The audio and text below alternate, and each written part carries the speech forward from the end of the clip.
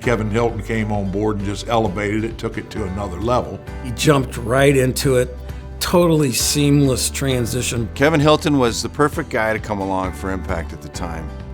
He was just like, pew.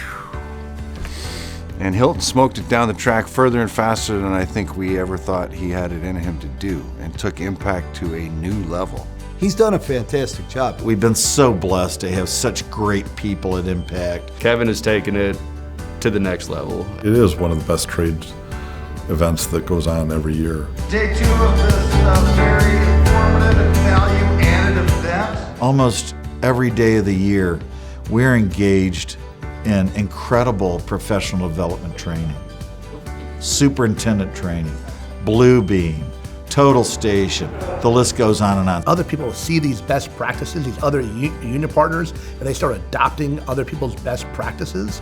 And so what Kevin's done really quietly is not just changed life, through Impact for iron workers, it's bled over all the trades. Kevin's done a lot to foster, greater labor relations within our union and our industry, but also with the end users. There are people who really shunned us at large national group meetings, but through our persistence, through Kevin's dogged personality, we have forged relationships with a lot of end users who know the ironworkers are in the room and they recognize the value that we bring to the table, and a lot of that has to do with Kevin. Kevin just really had a gift at connecting with the contractors and owners, and how he brought the Impact team together. It's a partnership, it really is.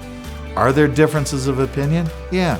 But just like this great land of ours in America that is based, the entire governing system is based on compromise, that's how our contractors and the ironworkers sit down and come to a collective agreement.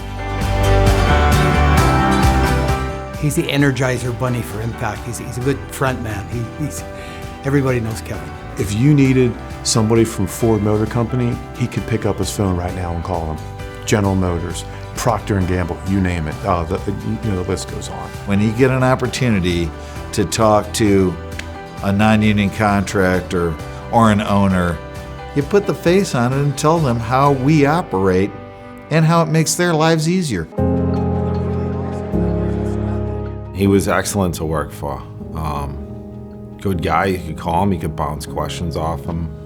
Always picks up the phone for you. He was always there when I needed him, for the things I needed him to be as our leader. Kevin's as a true professional. I think he's always continuing to learn. The passion that Kevin has for the work that he does is infectious. I'll be permanently indebted to the job Kevin did for the Ironworkers Union, the industry, and for Impact.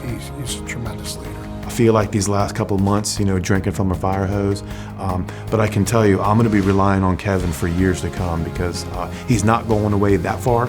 It's not goodbye, it's more, I think, I'll see you later type situation. I hope that's what it is. It's been a pleasure working with Kevin Hilton. He's a very dedicated, hardworking individual, enjoyable to work with and be around. Kevin's a good person. He's got a good heart.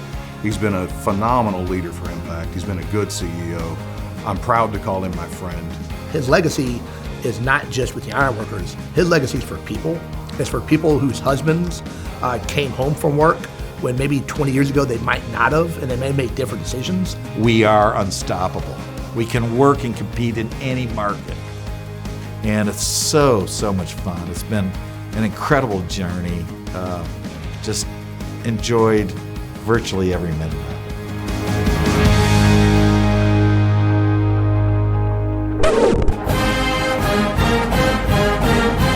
Your thoughts, sir, on Kevin Hilton? Other than Kevin being affiliated with Michigan? University of Michigan is so terrible. When we conducted interviews for his replacement, that was the first question on the list was, do you have a Michigan ringtone on your phone? Because if you do, this interview is over. I'll be happy when there's not a day where I have to listen to the stupid Michigan fight song on Kevin Hilton's phone or hear him rah, rah, rah, Michigan one more time. Oh, be hard to fill Kevin's shoes, especially with the first 15 minutes of football trash talk at the beginning of every meeting. Somehow clips would always seem to make its way into the Ironworkers conference. I don't know how they got there. Kevin would say it was a technical bug.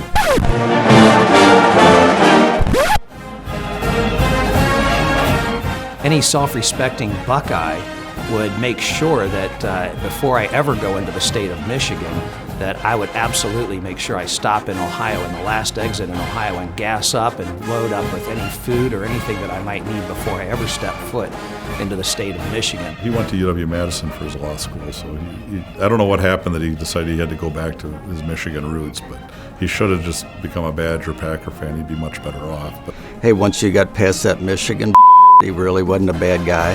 I don't know. I think he got dropped on his head when he was younger, but that's how he became a Michigan fan. Say any bad thing you want to say about Michigan. I think I'll leave it right there.